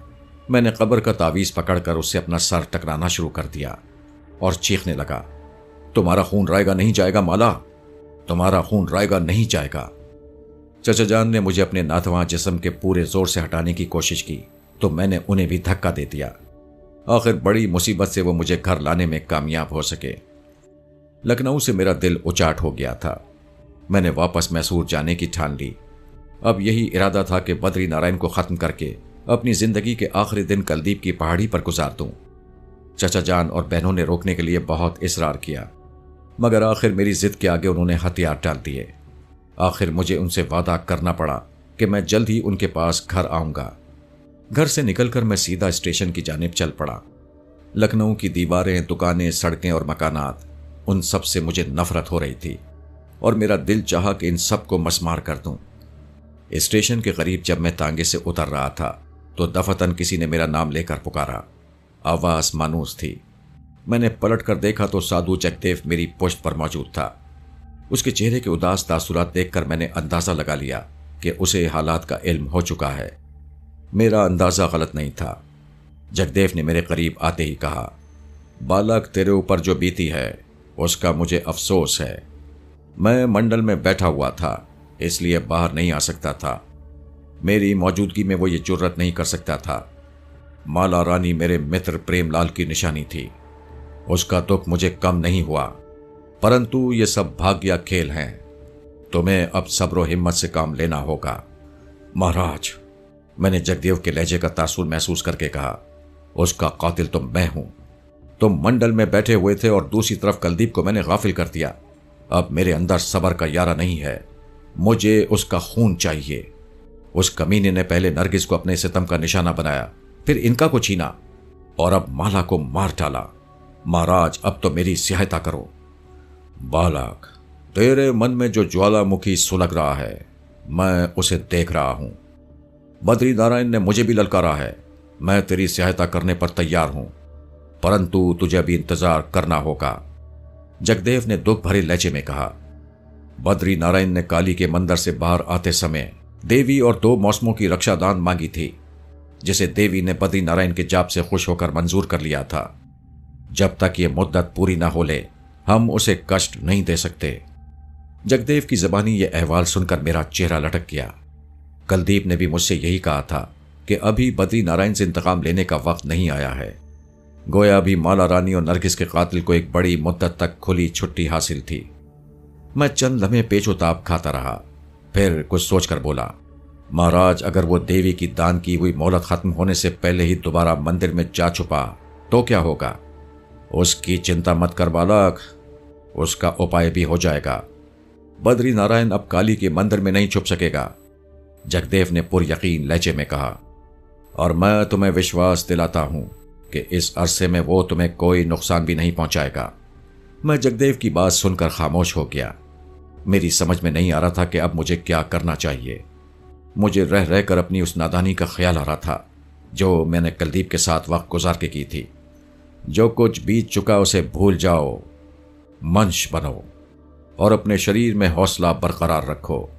जगदेव ने मुझे शफकत आमेज लहजे में कहा, मेरी बात मानो तो समंदर पार किसी जगह चले जाओ। वहां तुम्हारा गम गलत भी हो जाएगा और तुम्हारे टूटे हुए हाथ का इलाज भी हो जाएगा। अब टूटे हुए हाथ का इलाज करा के क्या करूंगा महाराज? मैंने मुंह बसूरते हुए कहा। जीवन से निराश होना पाप है मेरे बच्चे, जगदेव ने मुझे प्यार से मुखातिब किया। कौन जाने आज के अंधेरे कल फिर रोशनी में बदल जाएं। तुमने पहले मेरी बात मानी होती तो आज ये दिन न देखने पड़ते। जगदेव देर तक मुझे नसीहतें करता रहा। उसके लहजे में पहली बार मैंने शफकत और नरमी देखी थी। मैं रोता रहा और वो मुझे समझाता रहा। उसका मशवरा न मानकर मैं इस हालत को पहुंच गया था। जब जगदेव ने मुझे दूसरी बार मुल्क से बाहर जाने का मशवरा दिया तो मैं इनकार की जुर्रत न कर सका। यूं भी मेरे लिए सारे इलाके एक जैसे थे। आदमी का दिल दुखा हुआ हो तो इलाकों की तब्दीली क्या हैसियत रखती है। यहां कदम कदम पर ठोकरें नसीब हुई थीं।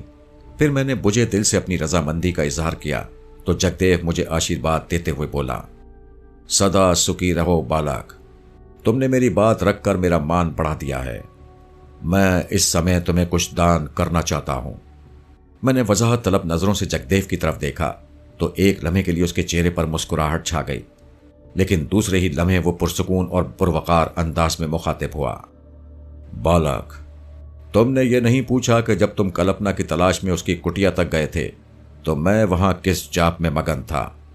मैंने बद्री नारायण से इनका को छीन लिया है। मैं तुम्हारी इनका रानी को हासिल करने के लिए जाप कर रहा था। महाराज, मैंने वफूर मुसरत से कहा। इनका का नाम सुनकर मेरी हालत मुतगय्यर हो गई। मैंने साधु जगदेव से पूछा कि इनका अब कहाँ है, लेकिन इससे पहले कि मैं अपने दिल की बात जबान पर लाता मुझे ऐसा महसूस हुआ जैसे इनका मेरे सर पर वापस आ गई है। मैंने सर की जानिब नजर उठाई तो इनका वाकई वहां मौजूद थी। मैंने इसे बद्री नारायण से छीन लिया है मेरे बच्चे, जगदेव की आवाज मेरे कानों में गूंजी। अब ये खिलौना संभाल कर रखना, ये माला रानी का गम बड़ी हद तक दूर कर देगी। मेरी समझ में नहीं आता था कि मैं किस जबान से साधु जगदेव के एहसान का शुक्रिया अदा करूं। उसने तो हद ही कर दी थी।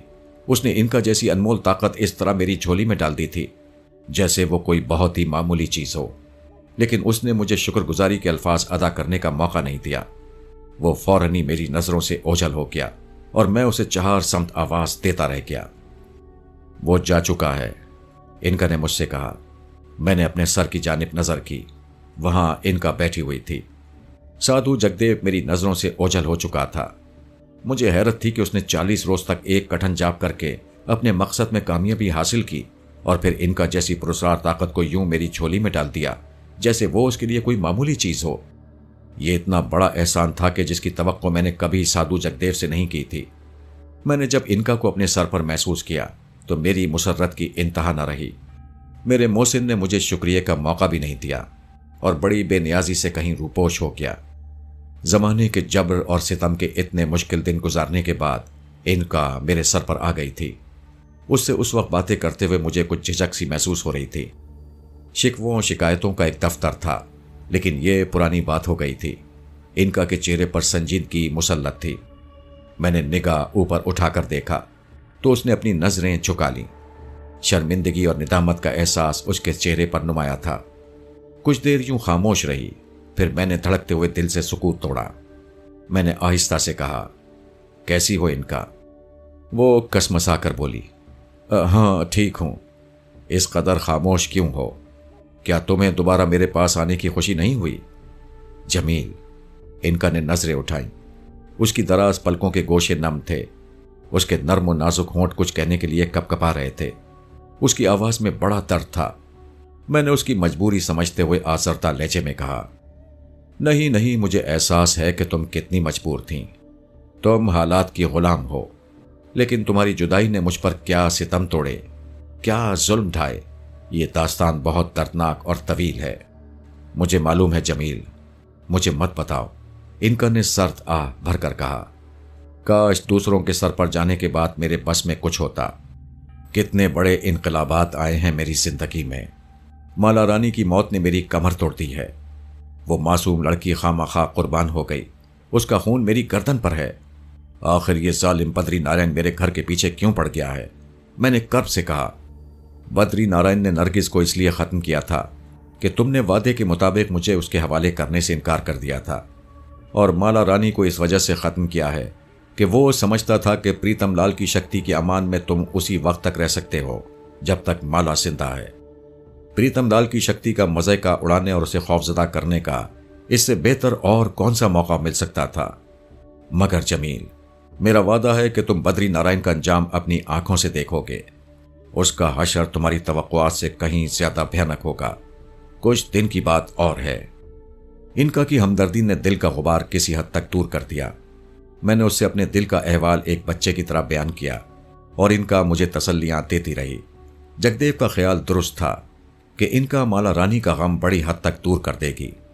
मैं स्टेशन के करीब खड़ा देर तक इनका से बातें करता रहा। हम दोनों इस तरह मिले जैसे बरसों के बिछड़े हुए अजीज हों। गुफ्तगू न जाने कहां से कहां तक हो गई। जब मैं सब कुछ कह चुका तो इनका ने पूछा, अब तुम्हारा क्या इरादा है? इस वक्त तुम कहां जा रहे हो? कहां जाता? लखनऊ से दूर चला जाना चाहता हूं। इस शहर ने बड़े दुख दर्द दिए हैं। मैंने अफसुर्दगी से कहा, यहां के गली कूचों से नफरत हो गई है। मेरे बस में होता तो मैं इस शहर को आग लगा देता। अब यहां के दरो बाम काटने को दौड़ते हैं। हर तरफ माला रानी का चेहरा नजर आता है। हवाएं करीब से गुजरती हैं तो माला रानी की सिसकियों की आवाज सुनाई देती है। मुझे जगदेव महाराज ने मशवरा दिया है कि मैं इस शहर से दूर चला जाऊं, इस मुल्क से दूर, समंदर पार। तुम्हारे दिल पर जो गुजरी है इसका मुझे एहसास है, मगर मैं तुम्हारे पास आ चुकी हूं। तुम्हारी कनीज इनका, तुम्हारी गुलाम इनका, तुम्हारी महबूब इनका। अब मेरी तरफ देखो, इनका ने जज्बाती लहजे में कहा। तुम्हें अभी लखनऊ नहीं छोड़ना चाहिए। न मालूम फिर कभी यहां आना हो या ना हो। फिर इस शहर रंगो बू को तुम याद किया करोगे। इस वक्त तुम अपने घर में अपने अजीजों के दरमियान रहोगे तो खुश रहोगे। घर से ज्यादा सुकून और तुम्हें कहीं नहीं मिल सकता। मगर वहां हर वक्त माला रानी की याद आती रहेगी। मैंने बेताबी से कहा, जमील, माला रानी अब ऐसी जगह जा चुकी है जहां से कोई वापस नहीं आता। तुम्हें उसे भूलना होगा। उसकी उम्र इतनी ही थी। तकदीर का लिखा पूरा हुआ। तुम उसे याद करके उसकी रूह को मुस्तरिब करोगे। चलो घर चलो, इनका ने इसरार किया। घर? किसका घर इनका? अब वहां वहशत बरसती है। मैं जितने दिनों वहां रहा कांटों पर लौटता रहा। मैंने बेदिली से कहा, तुम नहीं मानते तो न मानो, लेकिन जमील, इस शहर नामुराद को इस तरह छोड़कर ना जाओ।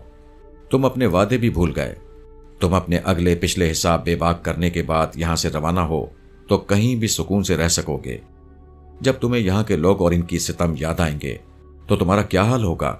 यहां के जख्म तुम्हारे साथ रहे तो फिर बेचैनी महसूस करोगे। मैं इनका के चेहरे पर छाई हुई संजीदगी का जायजा ले रहा था। उसकी सुर्ख आंखें इस बात की गम्मास थीं कि वो इस वक्त शदीद गुस्से और रंज की कैफियत से दो चार है।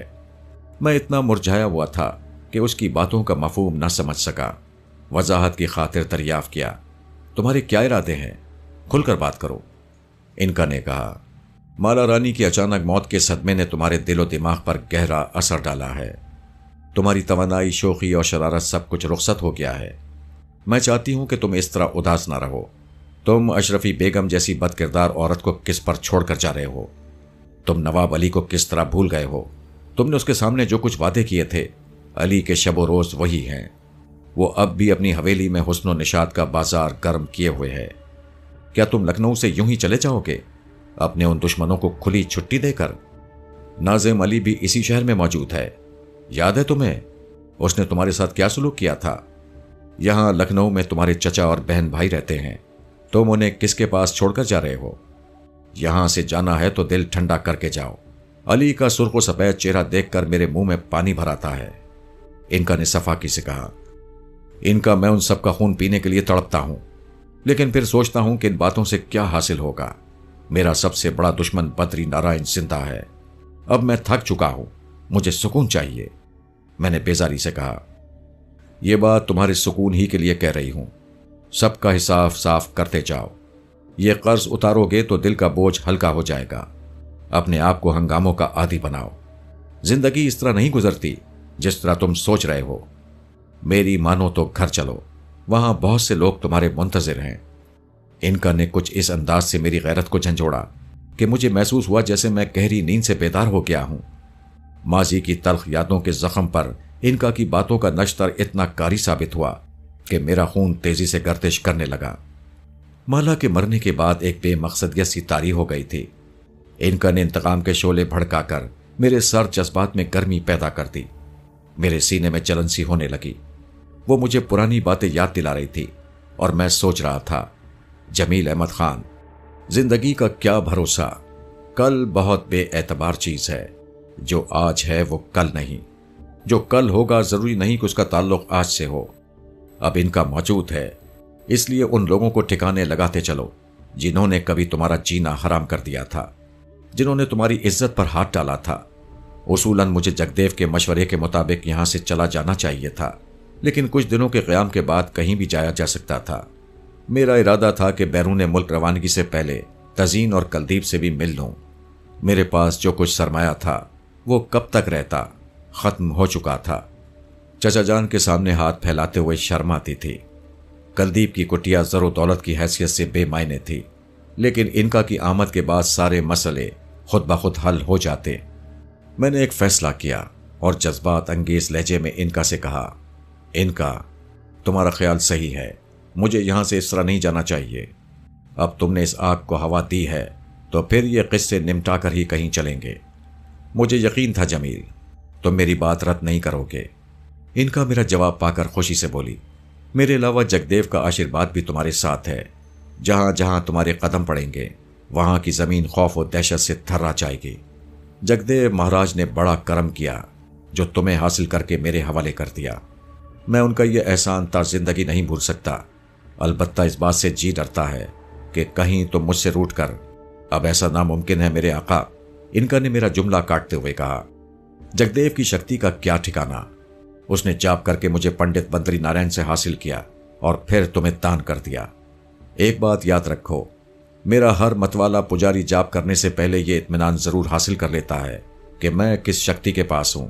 अगर वो शक्ति उससे बढ़कर है तो वो ऐसी हिमाकत नहीं करता। तरबीनी दास कोई बड़ा पंडित नहीं था। उसने जब मुझे तुम्हारे पास देखा तो आसानी से जाप शुरू कर दिया और मुझे हासिल कर लिया। बद्री नारायण ने भी यही किया। बद्री नारायण से साधु जगदेव या उसके बराबर कोई शक्ति ही मुझे हासिल कर सकती थी। अब साधु जगदेव ने मुझे हासिल कर लिया है तो ये बात आसान नहीं रही। उससे बड़ी या कम से कम उसके बराबर की शक्ति ही मेरे बारे में सोच सकती है, और उसे मेरे हुसूल की क्या जरूरत पड़ी है, इसलिए कि उसके पास खुद अपनी शक्ति क्या कम होती है। समझे? समझा, मैंने इत्मीनान का सांस लेकर कहा। लेकिन इनका अब आराम से गुजर बसर हो जाए तो ठीक है। तकदीर की इन गर्दिशों का सिलसिला खत्म हो जाना चाहिए। किसी जगह जाकर तो हमें ठहरना पड़ेगा।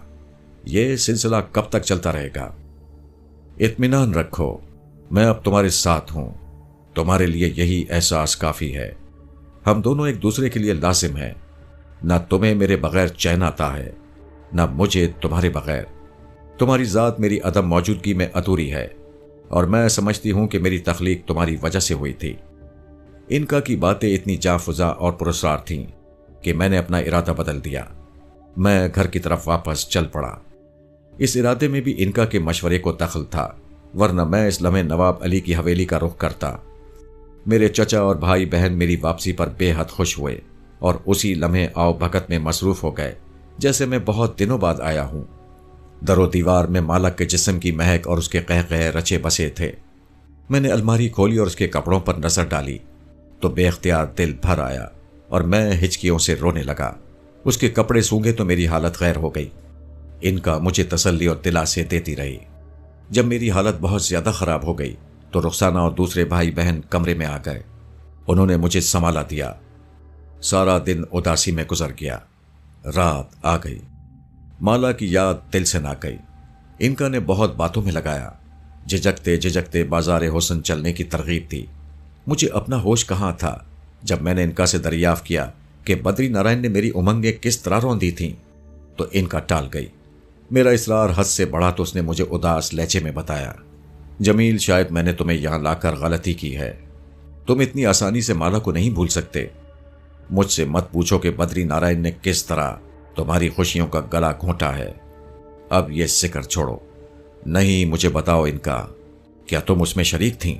मैंने हिज़यानी अंदाज में पूछा। मैं उस वक्त महज मजबूर बेबस थी मेरे आका। बद्री नारायण किसी चालाक चीते की तरह माला रानी की घात में लगा बैठा था। उसने अपनी शक्ति के जोर से यह मालूम कर लिया था कि कुछ पुरस्कार कुव्वतों ने माला रानी के गिर्द हिफाजती जाल बुन दिया है, जिसे तोड़ना उसके बस की बात नहीं थी। इसके बावजूद वो एक लम्हे के लिए भी गाफिल नहीं हुआ। जिस रोज माला को उसने जुल्म कर निशाना बनाया, उस रोज वो सुबह ही से बेचैन था। वो बार बार मंत्र पढ़ता और पुरस्कार ताकतों को आवाज देता। फिर उसके बैरों ने उसे एक लम्हे में यह इत्तला दी कि माला रानी के गिर्द वो पुरस्कार धुंध गायब छट चुकी है। उसने फौरन ही अपनी काली ताकतों की मदद से ऐसा भरपूर वार किया कि तुम्हारी खुशियों का चिराग पल भर में बुझ गया। इनका की जुबानी उन हालात की तफसील सुनकर मेरा दिल तड़प उठा। आंखों से सावन भादों की झड़ी लग गई। मैं फूट फूट कर रोने लगा। इस आलम में मैंने इनका को मुखातिब किया। इनका, मुझे अंदाजा है कि तुम्हारी हैसियत क्या थी, लेकिन माला को अपने जुल्म और सितम का निशाना बनाते वक्त क्या तुम्हारे दिल को धचका नहीं लगा था? जमील, इनका भर्राई हुई आवाज में बोली, वो कमीना पंडित बड़ा चालाक और अय्यार वाक़या हुआ है। माला रानी के सिलसिले में उसने मेरे बजाय अपने पैरों की शक्ति से काम लिया था। उसे खदशा था कि शायद मैं उसके हुक्म की तामील ना कर सकूं। हालांकि ये उसका वहम था। वो मुझे जो भी हुक्म देता, मेरे लिए उससे इनकार का सवाल ही पैदा नहीं होता था। यानी तुम माला को मार डालती? मैंने हैरत से पूछा। हाँ, मुझे ऐसा करना पड़ता, इनका ने धीमे लहजे में कहा। ओफ, तुम अपने महबूब की अमानत खत्म कर देती? मैंने रुंधी हुई आवाज में कहा। मैं और क्या करती, मगर अब इन बातों से क्या हासिल?